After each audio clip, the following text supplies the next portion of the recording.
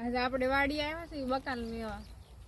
બકાલામાં તુરિયા છે, મોટા મોટા થઈ ગયા છે, શાક થાય એવા થઈ ગયા છે તુરિયા. તો આપણે ઉતારી લઈશું પેલા તુરિયા.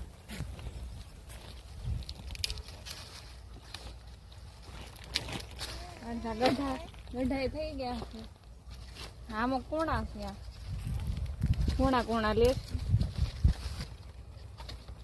આપણે. આવા મોડે છે એટલે આ બધા તો આ બધા ગઢા થઈ ગયા એટલે કોણા ઉતારી લઈશું.